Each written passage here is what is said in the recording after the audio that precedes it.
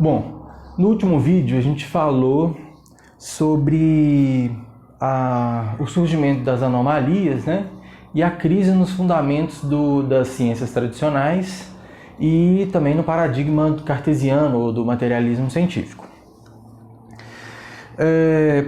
O que foi trazido então de importante, né? O que teve de importante as hipóteses trazidas por essas anomalias, né? Em primeiro lugar, a hipótese de que a realidade ela é composta basicamente de energia e consciência. E talvez, em última instância, só consciência, né? A segunda hipótese é de que existiria ou poderiam existir mais de uma ou várias dimensões dessa energia material que a gente conhece, né? Essas seriam as duas hipóteses assim, principais trazidas por essas anomalias. Nesse vídeo, então, a gente vai tratar de como essas hipóteses, essas duas anomalias, essas duas grandes hipóteses, são tratadas de um ponto de vista das ciências tradicionais. Para num próximo vídeo a gente trazer a forma com que essas duas mesmas hipóteses são tratadas por essas novas ciências, filiadas a um novo paradigma, né? Então vamos lá.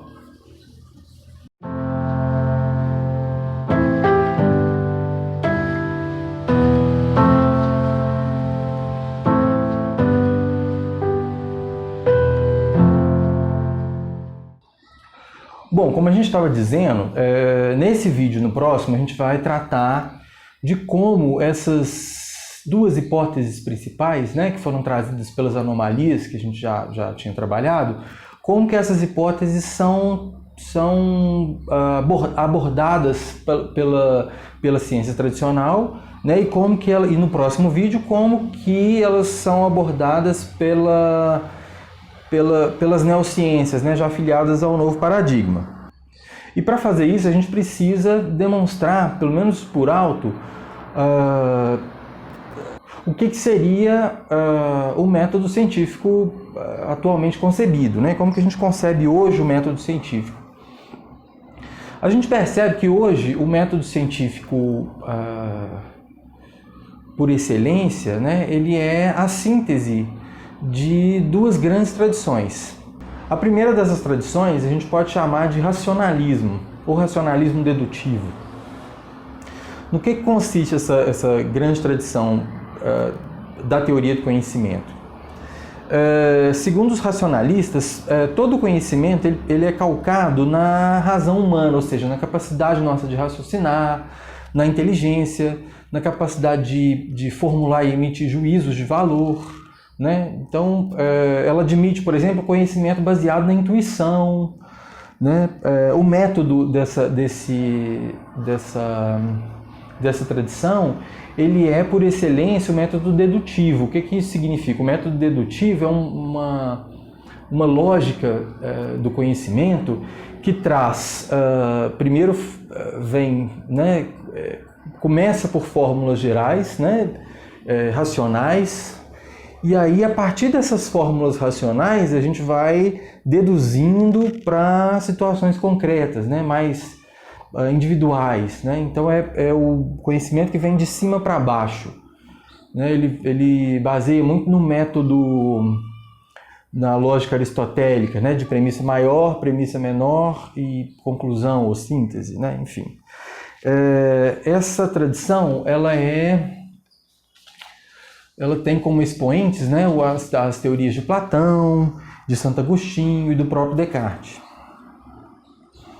Uma outra tradição muito importante para a criação do método científico, como a gente conhece hoje, é o que a gente chama de empirismo, né? O empirismo ele tem seu fundamento principalmente nos sentidos, os 5 sentidos humanos, né? Então, o conhecimento ele vem a partir da experiência, da experimentação científica, principalmente, né? E o método do empirismo, por excelência, ao contrário do racionalismo, é um método indutivo. O que isso significa? Que o conhecimento ele vem de baixo para cima, né? Ele começa a partir de experimentações mesmo, de análise dos fatos concretos, dos fenômenos concretos individuais, para aí então ele crescer, né, para fórmulas gerais.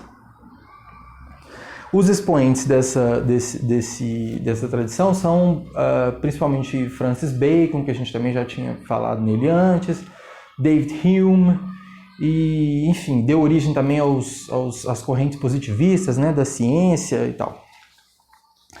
Então, a gente está falando isso para demonstrar, basicamente, que o nosso método científico hoje ele é lastreado nessas duas tradições, né? Tanto no racionalismo quanto no empirismo. Se não fossem essas duas tradições, a gente não teria o método científico como a gente conhece hoje. E para demonstrar isso, a gente pode fazer aqui uma síntese do que é o método científico, né? Para demonstrar que ele tem uma fase que predomina o método dedutivo, tem uma fase que predomina mais o método indutivo, né? A gente começa a fazer uma investigação científica a partir da observação de um problema, né? A gente observa um problema na natureza ou um fenômeno na natureza, a gente quer resolver aquele problema, quer descobrir como é que aquilo ali acontece, e aí a primeira coisa que acontece é a formulação de uma hipótese. Essa primeira fase, ela é toda, ou pelo menos a maior parte dela, ela é lastreada no método dedutivo, né, de uma tradução racionalista. A gente começa formulando uma hipótese, e aí a partir dessa hipótese a gente passa a uma tentativa de solução inicial desse problema que a gente visualizou, né? E essa solução inicial ela pode ser a partir de uma teoria puramente racional, né, ou a partir, por exemplo, de uma revisão de literatura, né, enfim. E aí, depois disso, a gente parte para uma experimentação ou observação do fenômeno concreto. Até aí, então, a gente lastreou mais na tradição racionalista, né, do método dedutivo, porque veio de uma hipótese racional até a tentativa de comprovação dela num ambiente concreto, num ambiente mais particular, né, que seria a dedução. A partir daí a gente faz a experimentação ou observação, e aí também ela pode ser de várias formas, pode ser a partir de um estudo de caso, pode ser experiência em laboratório, pode ser pesquisa de campo, enfim, isso não importa muito. E aí a partir daí, dessa fase, a gente já começa a usar mais da tradição empirista, né? que é o método indutivo. A gente já parte dessas experimentações concretas, e aí a gente volta de novo para cima na tentativa de estabelecimento de fórmulas gerais. Aí a gente faz análise de resultado, comparação, grupo controle, né? Pega o resultado negativo, o resultado positivo, enfim. Tudo naquela ideia de indução, né? De trazer de novo para fórmulas gerais. Até que a gente alcança a teoria científica ou teoria empírica através de fórmulas gerais. Então, eu estou falando isso tudo para demonstrar que não há como a gente falar em método científico hoje sem falar em racionalismo e em empirismo, né? Porque ele é uma síntese basicamente desses dois. Então vamos partir agora para os exemplos de como que essa tradição cartesiana, né, de como que essa ciência tradicional trata daquelas anomalias que a gente havia falado no começo, né? Que seria, só para recapitular, seria uma hipotética fundamentação da natureza como energia e consciência, né? E em segundo lugar, a existência de várias dimensões dessa matéria conhecida, né? Dessa energia conhecida. O primeiro exemplo, então, de como essas ciências tradicionais tratam essas duas hipóteses anômalas é o da teoria das cordas, trazida pela física quântica. Os físicos teóricos partiram da observação de um problema, né? E aí a gente pode perceber que há uma predominância do racionalismo dedutivo, né? nessa teoria. Eles partem da observação de um problema, que seria o fato de que no universo se observa basicamente 4 forças elementares. Que seria a força da gravidade, a força nuclear forte, o eletromagnetismo e a força nuclear fraca. A força nuclear, a gravidade é o que a gente conhece, né, que é a atração dos corpos. A força nuclear forte é a que mantém o núcleo atômico coeso e também os elétrons ali em volta. O eletromagnetismo é o magnetismo, né, como o nome já diz, e também a eletricidade, a luz, enfim.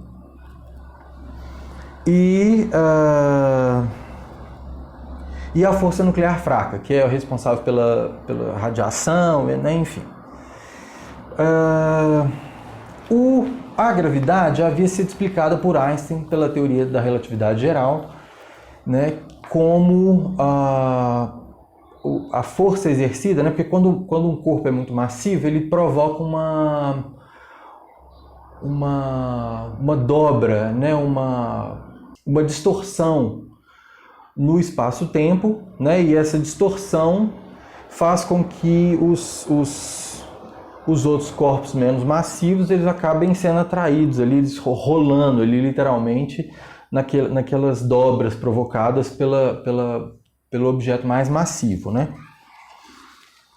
E só que não havia uma única teoria que pudesse comprovar, que pudesse explicar o comportamento desses objetos em nível macroscópico e que pudesse também se aplicar ao comportamento desses outros objetos, dessas forças em nível quântico, em nível microscópico, que seria principalmente a força nuclear fraca e a força nuclear forte.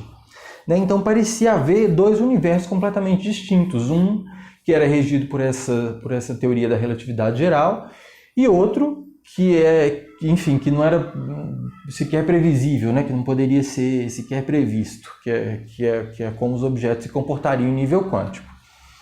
E aí, a partir desse problema, da observação desse problema, os cientistas começaram a trabalhar numa tentativa de formular teorias de tudo, né?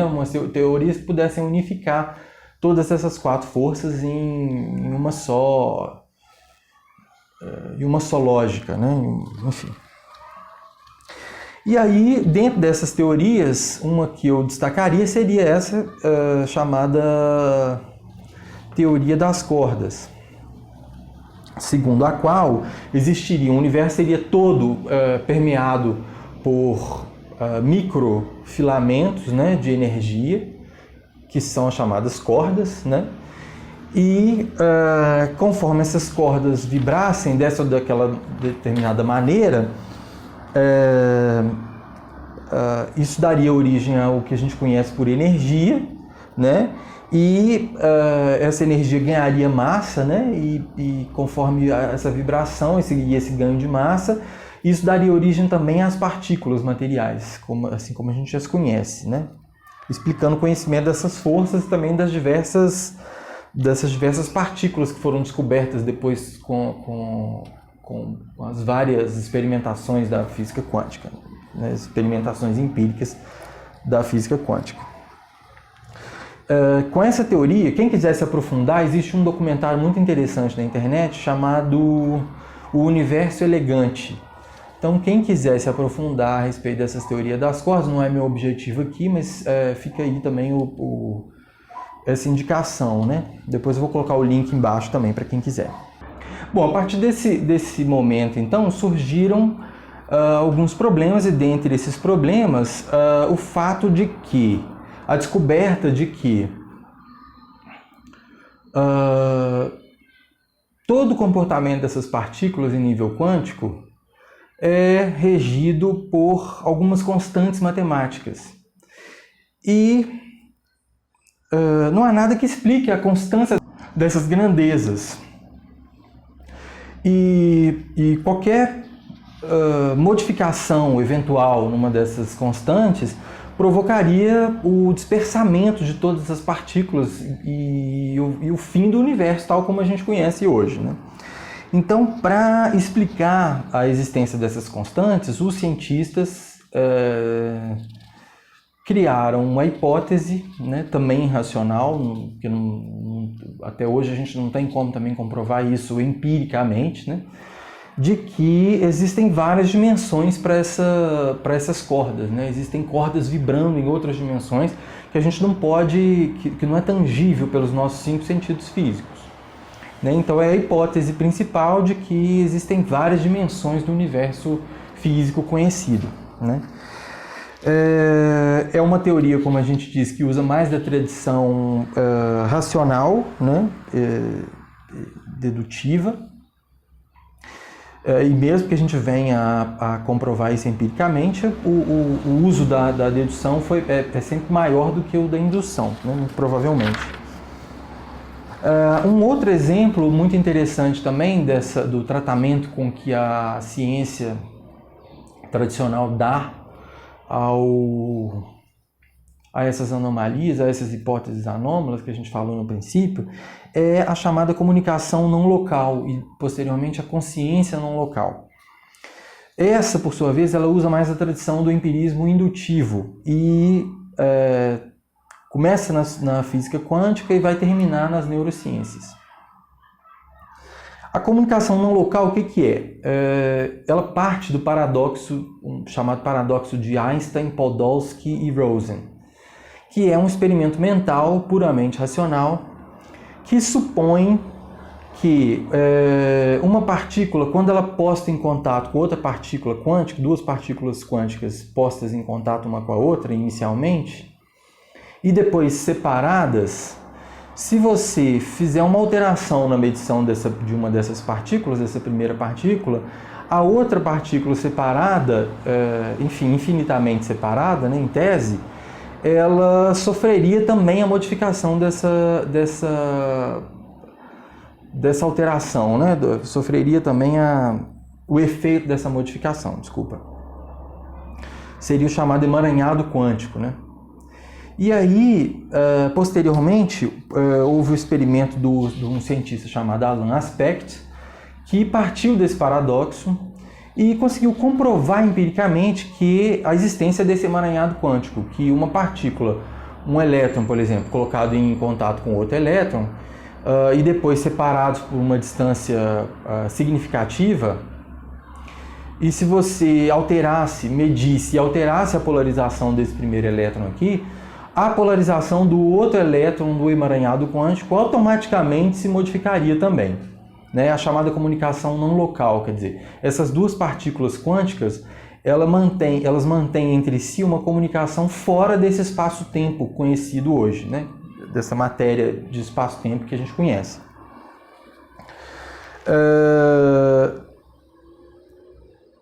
A partir desse experimento do Alan Aspect, que é da comunicação não local de partículas quânticas, o neurofisiologista mexicano Jacobo Greensberg fez um outro experimento para comprovar que essa comunicação não local ela se aplica também ao pensamento, né, o que a gente chama de consciência não local. O que ele fez? Ele colocou duas pessoas para interagirem na tentativa de manter um contato telepático entre si, no mesmo ambiente. Posteriormente, esses dois indivíduos foram separados em gaiolas de Faraday, que são compartimentos estanques, compartimentos incomunicáveis, né? Entre um compartimento e outro não passa nem onda cerebral, não passa força eletromagnética, não passa nada, são isoladas, são dois compartimentos isolados, duas salas isoladas. E aí, uma dessas pessoas que foi submetida ao contato telepático inicial, ela é submetida a estímulos visuais, por exemplo, luz, né? Eles jogam luz no olho da pessoa e tal. E aí percebeu que, mesmo estando em gaiolas estanques, mesmo estando em compartimentos totalmente isolados, essa outra pessoa ela também apresentava os mesmos sinais daquele outro que foi submetido ao estímulo. Então, não sei se eu me fiz entender bem, mas duas pessoas, primeiro elas são, só para simplificar, elas são submetidas a um contato telepático, né, no mesmo ambiente, depois elas são isoladas em ambientes diferentes, né, e uma delas é submetida a um estímulo visual e a outra não. Só que essa que não é submetida ao estímulo visual, ela apresenta as mesmas atividades cerebrais, como se fosse também submetida ao mesmo estímulo visual e no mesmo momento, instantaneamente. Né, o que a gente chama de consciência não local. O que demonstrou isso? que existe uma comunicação entre essas duas consciências também fora do ambiente do espaço-tempo materialmente aqui conhecido, né? Quer dizer, a consciência ela não está alocada nesse espaço-tempo aqui que a gente conhece e muito provavelmente também não no cérebro físico, né? É também um experimento que demonstrou, né, aquelas duas hipóteses, ou pelo menos começa a demonstrar que é uma daquelas duas hipóteses iniciais, né, de que o universo como a gente conhece ele é feito de matéria, de energia e consciência, né, e de que existem também outras dimensões do espaço-tempo conhecido, né, pelo menos da matéria e energia conhecida. Então a gente deu esses dois exemplos aí. O nosso objetivo também não é ficar esmiuçando o modo com que o paradigma do materialismo aborda essas anomalias, né? E o modo como ele começa a abordar a espiritualidade, porque também não é esse o nosso interesse. Mas tem muito material na internet para quem quiser pegar, principalmente esse documentário aí que eu falei, Universo Elegante. E aí no próximo vídeo a gente vai tratar de como que essas mesmas anomalias, né, essas dimensões, a hipótese da existência dessas dimensões no espaço físico, no espaço-tempo, e também de que o universo ele é composto basicamente de energia e consciência, como que essas duas anomalias são tratadas pelas neurociências, né, já filiadas ao paradigma multidimensional, ao paradigma consciencial. E depois, talvez num próximo vídeo ainda, fazer o paralelo entre essas duas abordagens, né, e demonstrar o que elas têm de comum e o que elas têm de diferente. Então é isso. Obrigado e até o próximo vídeo.